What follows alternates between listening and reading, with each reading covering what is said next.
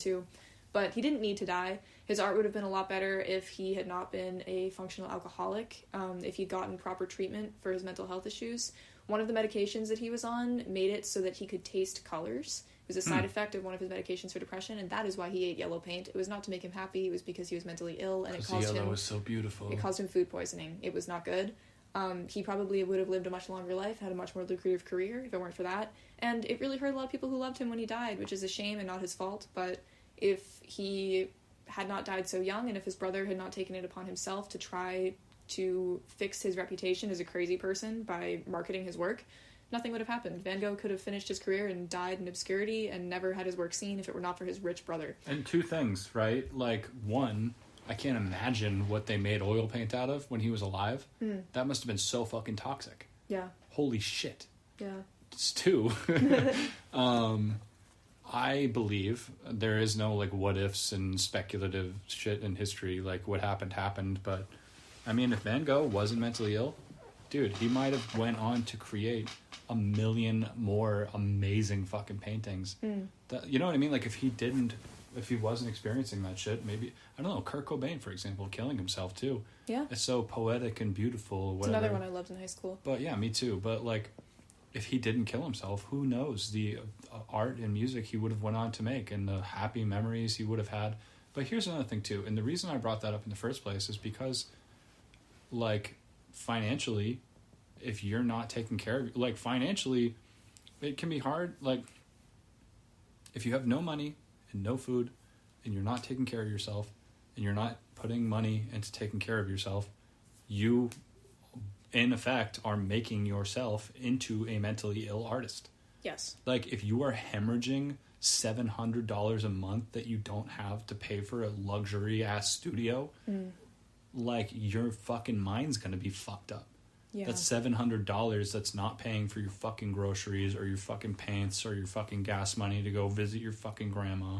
Yeah. I'm gonna say fuck like 8,000 more times, but, like, I don't know. And that also kind of makes the whole problem with super expensive luxury ass studios a whole lot worse. It makes it so much more fucking, this is your word, I like it a lot, lecherous.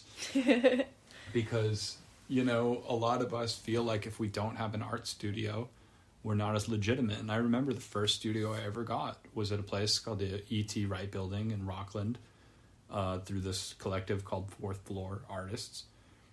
And I got it because I was painting in my bedroom at my mom's house.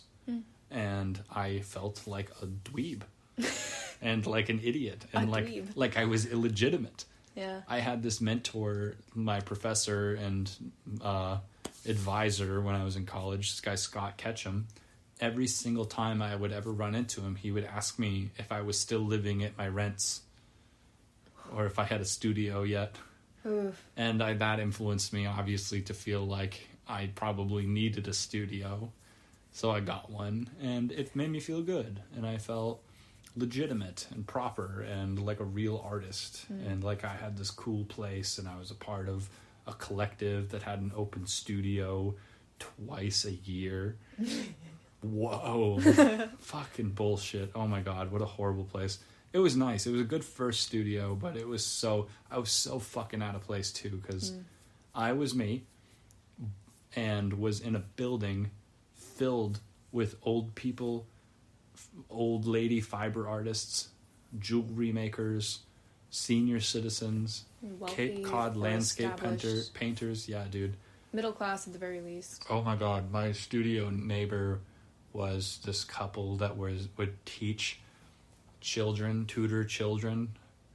And so it was me with paintings of fucking horrible fucking shit and like playing music through the wall and like these people banging on my door telling me to shut the fuck up and that they have students. It was horrible. Anyway, but like it was a good time. It was a good studio origin, a good first studio. But the thing was, I think the really sad highlight of it though, or something important to remember, is that I only got it because I felt like a fraud. And I got it because I didn't want to feel like a fraud anymore.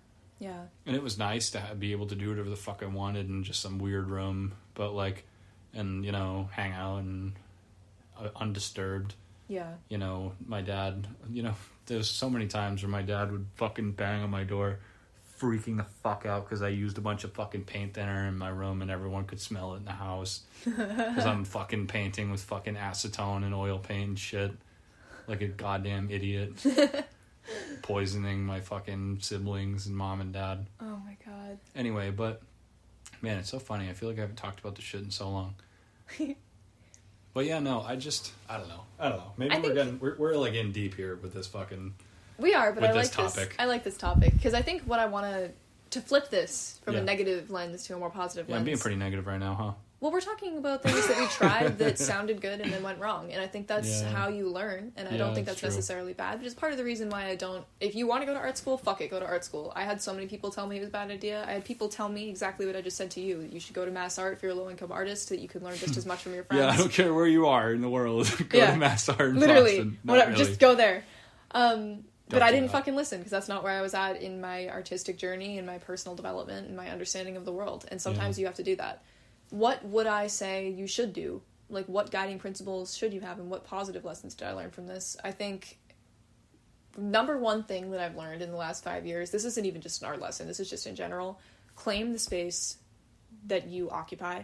You are entitled to make your work. It doesn't matter if it sucks. Anyone who's going to say that to you is either trying to help you and is actually giving you a compliment, or they're an asshole, in which case, listen to them either way and decide if that has any weight. If it does, get better. If it doesn't, fuck them. Yeah. If you're poor, you should not apologize for that. There are spaces for you, and if you can't find them, create them. I didn't even talk about Virago yet. Yeah. What is that? The Virago Collective was a group that I started, actually, when I dropped out of Lesley University in 2019. One of the many reasons why I stopped doing it, and part of the reason that I had a mental health break, is that I very, very briefly didn't really have a living space to occupy. I broke up with a partner very suddenly, not a great situation, and I had to find someplace new to live. I was working at the time at the Museum of Fine Arts in Boston, selling memberships. I was a mobile sales representative, which was a really kind of nice job. I liked my coworkers a lot. Yeah, it was fine. I liked my coworkers a lot, and it was good. And I sent a message to my colleagues asking if anyone knew a place that I could live. Like, hey, surprise, something fucked up happened and I have to leave. And within a week, I was living in a queer anarchist commune/coven in Davis Square. So that was honestly one of the best things that happened to me in the last couple of years. It was a pretty crazy ride, because I don't think that's something I would have maybe selected on my own, but I learned a lot from living with them. And I learned a lot from working at the museum too. Another cool thing that came of that is, once I left the university and I no longer had access to their studio space, and I was now living in the smallest room in this apartment that was a big commune. It had a lot of shared communal spaces, but my own bedroom happened to be very small. My studio was my bedroom, and I worked out of my house a lot, and a lot of my colleagues at the museum also had the same experience. I started realizing that the privilege that I had in being a college student and having this beautiful studio at Lesley University with big glass ceiling, big glass walls, gorgeous plants, a pottery studio, all these resources that I could use, clay I could just take, wood I could just take. Good water pressure. Good water pressure. Yeah, all of that was because of my tuition. And then once I was no longer a student on campus, and I, long story, lost my ID in the woods on a hike, couldn't break in anymore. Shit. I realized I didn't have recourse to get a studio. I had moved to Boston, I had left an abusive relationship, I had worked my ass off for years and had nothing to show for it. And I didn't like that as an answer, quite honestly. And I had a lot of colleagues that worked at the museum with me as well, in member and visitor services specifically, which are the people on the front end of the museum who you deal with when you're purchasing tickets to go inside, who were also artists and were also very low income. I have a whole monologue I can go on about the museum world, but that's another story. Another episode. Or this sure. one. Who knows? We'll Soon. see. Long story short, I started a collective originally based just in my coworkers, but by the time that we actually got it off the ground and had the first meeting, was a decent group of people, a lot of people that I knew. Probably about 30 people altogether for the first meeting, and then it varied over time. But I started this collective called Virago Collective, which was intended to create a workspace once a week from 6 p.m. to midnight at my house, in which my super awesome, generous roommates allowed me to open my house to whoever wanted to come. You come, we had art supplies that were available to use, kind of just honor system, like don't steal my stuff, I'm letting you use it kind of thing. And there's just a pop-up workspace, and people could leave their things at my house, they could come back the following week and work on them again if they didn't want to take them on the train. It was really, really cool, and it gave me a lot of insight.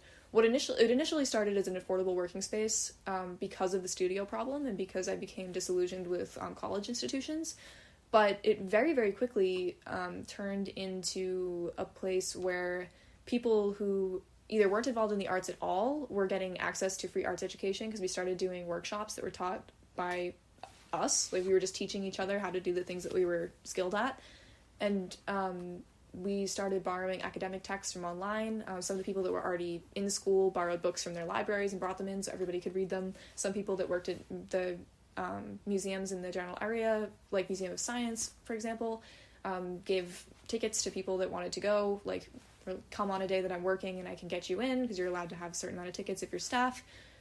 We just made things a lot more affordable and accessible for each other, and kind of almost unionized in a way as low-income artists, which was really, really cool for a few months. And then, honestly, part of what happened was one of my roommates moved to Washington, D.C. She was the one who I initially started this idea with, Lindsay O'Connell.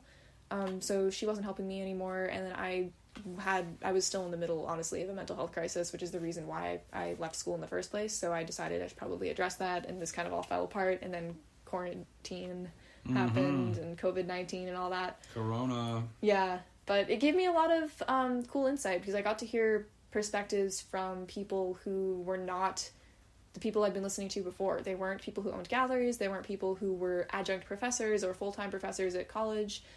They weren't working for any large institutions at any kind of real level, like curatorial or any kind of office or salary job. It was front-end people who were making about as much as a typical, like, store cashier, doing ticket sales, dealing with the general public, actually going through the work of running an arts institution. And we're not really seeing any benefits from it, honestly. There are cool benefits of working in a museum. You can get into other museums for free in non-COVID times. You get to work in a beautiful building. You get to be around artwork all the time. You can go into that museum whenever you want to for free. Those things are all cool. I don't have anything bad to say about any of my management at that museum, but I disagree with the museum institution in and of itself, because I feel like lower level employees are not paid as much as they should be. There's a big income disparity in the museum force. There's a lot to be said there. This was MFA Boston? It was, yes. Which, they've been in the news a couple of times while I worked there, and a lot since then, because they and the ICA, Institute of Contemporary Art Boston specifically, have been under a lot of fire for this from the Change the Museum movement, which there's a lot to be said there. That could be a whole other episode, but it was very inspiring for me, because I think it was the first time that I saw myself, instead of just as a poor person who wanted to be an artist someday, I was seeing myself as a poor artist, and seeing that as a valid identity and something that I wanted to advocate for. And would I love it if someone handed me fucking $10,000 right now? Yeah, obviously. That would be sick. Please hit us up. Yeah, I could pay maybe a fourth of my debt. But it doesn't need to happen for me to create art. I don't have to reach a threshold to be legitimate. I don't need to beg rich donors for their attention or their time. I'm here, I'm making art now, Boston is my city, and I have every right to be here. And that is the attitude that you should approach the art world with if you are 17 and just beginning.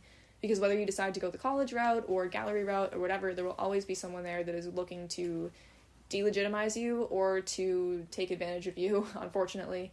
And you need to know that you are worth standing up for. And this was kind of the premise of Virago, right? Or yes. The reason you started it. It is, yeah.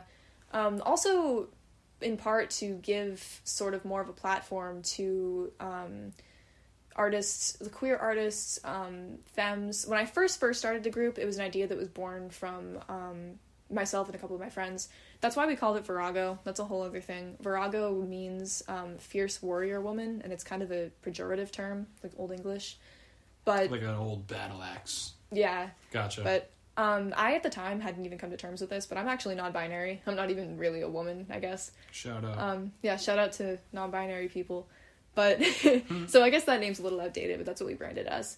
And then more people joined our group. We had people from all different backgrounds share their stories and share their experiences, which was not only just really cool and interesting on a personal level, but it was very enlightening too, because I started to realize, like, I think there was, for me anyway, this internalized sense of, like,